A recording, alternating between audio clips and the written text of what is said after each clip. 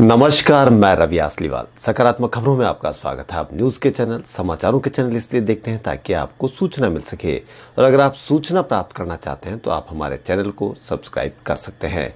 लेकिन यदि आपको ऐसे चैनल देखने जिसमें सिर्फ किसी का अपमान होता हो, आपके मन में गंदगी भरने का काम होता हो, और हाँ, आपको अपने बच्चों की फीस से, बच्चों के रोजगार से, बढ़ती महंगाई से, बढ़ते पेट्रोल के दामों से, बढ़ते सिलेंडरों के दामों से, बढ़ते सब्जियों के दामों से, इन किसी भी चीज़ से आपको तकलीफ नहीं हो तो आप किसी भी लड़ाई झगड़े की मीडिया की बहस को देख सकते हैं, जिसमें आप ये अंदाज़ा लगाएं कि आपको इससे फ़ायदा हो रहा है या नुकसान हो रहा है।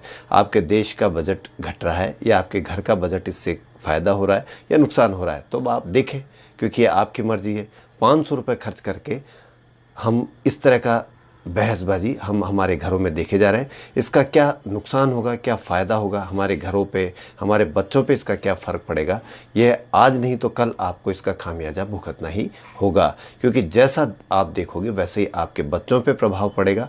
वैसे ही हम लोग, इसीलिए हम संस्कार बोलते हैं कि माँ बाप बच्चों को संस्कार देते हैं, पड़ोसी संस्कार देते हैं, दादा दादी संस्कार देते हैं। लेकिन आप इस तरह का माहौल क्रिएट कर रहे हैं, आप इस तरह की टीवी मीडिया बहस देख रहे हैं, जिससे आपके संस्कार की सारी धज्जियाँ उड़ते हुए वो टीवी संस्कार आपको मिल रहा है। उसका खामियाजा क्या भुगतना पड़ेगा ये आपको वक्त बताएगा। तो बढ़ते हैं खबरों की ओर।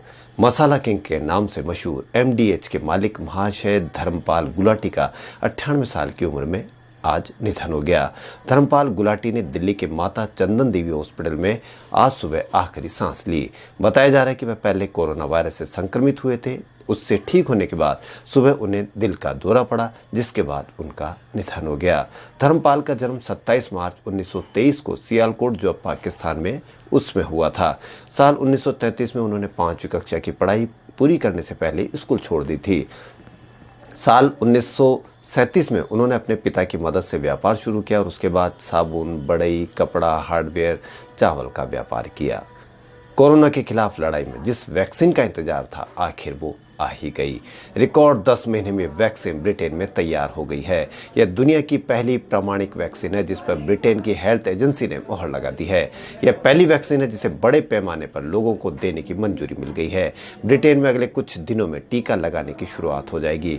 अच्छी खबर यह है कि 95% तक असरदार है और सुरक्षित भी है। उत्तर प्रदेश में लव जिहाद के खिलाफ कानून बनने के बाद इस संबंध में दर्ज किए गए पहले मुकदमे का आरोपी गिरफ्तार कर लिया गया है। कृषि कानूनों के मसले पर किसानों का विरोध लगातार चल रहा है। इस आंदोलन को खत्म करने के लिए सरकार की ओर से कोशिशें जारी है। इसी कड़ी में गुरुवार को किसान संगठन और सरकार के बीच पहली फिर बातचीत होगी।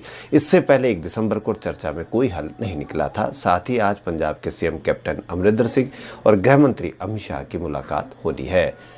कोरोना महामारी के दौर में जहां लोगों की नौकरियों पर खतरा मंडरा रहा है, वहीं नई नियुक्तियां प्रभावित हुई है। वहीं आईआईटी में नौकरियां बरस रही है। सभी आईआईटी ने देश भर में प्लेसमेंट अभियान चलाया हुआ है, जिसमें कंपनियों ने छात्रों को उच्च वेतन पैकेज के साथ रिकॉर्ड नौकरियों की पेशकश की है। आईआईटी दिल्ली के 300 से ज़्यादा छात्रों को प्लेसमेंट मिली है। कई छात्रों को बहुराष्ट्रीय कंपनियों में 1.5 करोड़ रुपए तक के पैकेज मिले हैं। भारत के गणतंत्र दिवस 26 जनवरी तक ब्रिटेन के प्रधानमंत्री बोरिस जॉनसन मुख्य अतिथि हो सकते हैं। अंतर्राष्ट्रीय सैंड आर्ट फेस्टिवल का 9वां संस्करण ओडिशा के पुरी जिले के कोणार्क के चंद्रभागा बीच पर सरकार द्वारा निर्धारित कोविड-19 प्रोटोकॉल के पालन के साथ शुरू हुआ। देश भर के लगभग 70 कलाकार इस बहुप्रतीक्षित समारोह में भाग लेने के लिए पहुंचे हैं। यह फेस्टिवल राष्ट्रीय और अंतर्राष्ट्रीय सैंड आर्टिस्ट को अपनी प्रतिभा दिखाने के लिए एक मंच प्रदान करता है। वहीं देश के शीर्ष पुलिस अधिकारी, डीजीपी और आईजीपी का वार्षिक सम्मेलन पहली बार वर्चुअल मोड पर बुधवार को शुरू हुआ। 3 दिवसीय इस सम्मेलन में राष्ट्रीय सुरक्षा और पुलिस व्यवस्था पर चर्चा होगी। 2014 से दिल्ली के बाहर होते आ रहे इस आयोजन को कोरोना महामारी के मद्देनजर पहली बार ऑनलाइन आयोजित किया जा रहा है। वहीं सुप्रीम कोर्ट ने बुधवार को कहा कि कर्मचारी भविष्य निधि अधिनियम के प्रावधान लोगों को सुरक्षा प्रदान करने वाली निजी सुरक्षा एजेंसियों पर भी लागू होते हैं। जस्टिस नवीन सिन्हा और जस्टिस सूर्यकांत की पीठ ने एक निजी सुरक्षा एजेंसी की याचिका को खारिज करते हुए ये बात कही है। वहीं बंगाल की खाड़ी के दक्षिण पश्चिम क्षेत्र में बने चक्रवाती तूफान बुरेवी के कारण तमिलनाडु और केरल के हिस्से में शुक्रवार सुबह से बहुत बारिश होगी। मौसम विभाग ने बुधवार को अलर्ट जारी करते हुए बताया है। वहीं गुजरात के नर्मदा जिले में स्थित दुनिया की सबसे ऊंची प्रतिमा स्टैच्यू ऑफ यूनिटी के टिकटों से हुई आय में 5 करोड़ रुपए के गबन को लेकर रकम एकत्रित करने वाली एजेंसी के कर्मचारियों के खिलाफ मामला दर्ज किया गया है।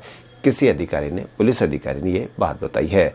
वहीं राजस्थान में सर्दी के मौसम में भी गर्मी बढ़ रही है। पहले दिन से हुए गर्म दिसंबर में दूसरे दिन गर्मी का 12 साल का रिकॉर्ड टूट गया। बाड़मेर में दिन का पारा 34 डिग्री पर पहुंच गया।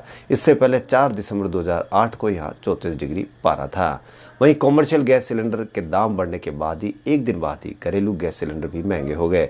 बुधवार को तेल कंपनियों ने प्रति सिलेंडर 50 रुपए की बढ़ोतरी कर दी। अब घरेलू सिलेंडर 648 रुपए में मिलेगा, जो पहले 598 रुपए में मिलता था।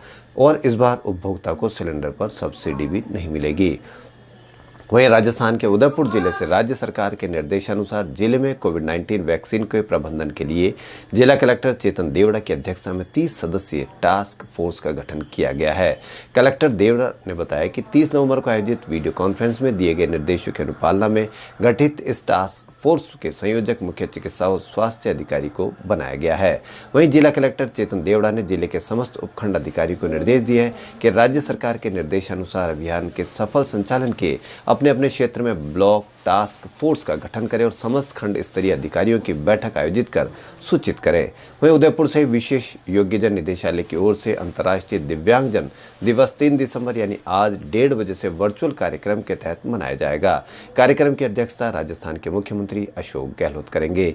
इस दौरान समस्त जिलों के जिला कलेक्टर चेतन देवड़ा सहित विभिन्न जिला स्तरीय अधिकारी वीसी के जरिए कार्यक्रम से जुड़े रहेंगे। वहीं उदयपुर पंचायत राज संस्थाओं के आम चुनाव 2020 के तहत उदयपुर जिले की सभी 20 पंचायत समितियों के सदस्य और जिला परिषद के सदस्यों की मतगणना 8 दिसंबर को सुबह 9 बजे प्रारंभ होगी। जिला निर्वाचन अधिकारी चेतन देवड़ा ने बताया कि इस बार मतगणना जिला मुख्यालय पर 2 स्थानों पर होगी।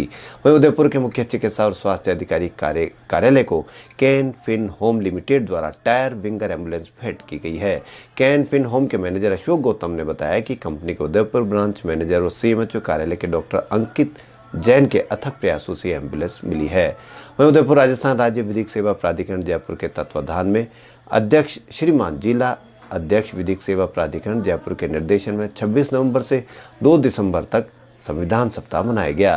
प्राधिकरण सचिव रिद्धिमा शर्मा ने बताया कि राजस्थान राज्य विधिक सेवा प्राधिकरण जयपुर द्वारा वर्चुअल माध्यम से विधिक सेवा सप्ताह का समापन समारोह आयोजित किया गया। वहीं राजस्थान के लाडनू शहर में जैन विश्व भारती संस्थान विश्वविद्यालय के समाज कार्य विभाग के तत्वाधान में अंतर्राष्ट्रीय HIV और एड्स दिवस के अवसर पर कार्यक्रम का आयोजन किया गया। कार्यक्रम में विभागाध्यक्ष डॉक्टर ब्रिजेंद्र प्रधान ने बताया कि एड्स से भयभीत होने के स्थान पर उसके फैलने के कारणों को जानकर उसका मुकाबला करना चाहिए। अगर हमें इस बारे में भलीभांति पता रहे कि HIV एड्स किन कारणों से प्रसार होता है तो हम उन पर सबसे अपना बचाव कर सकते हैं और इस प्रकार एड्स से बचा जा सकता है। खबरों में फिलहाल इतना ही। यदि आपको हमारा चैनल पसंद आए तो लाइक, सब्सक्राइब और शेयर अवश्य करें। धन्यवाद।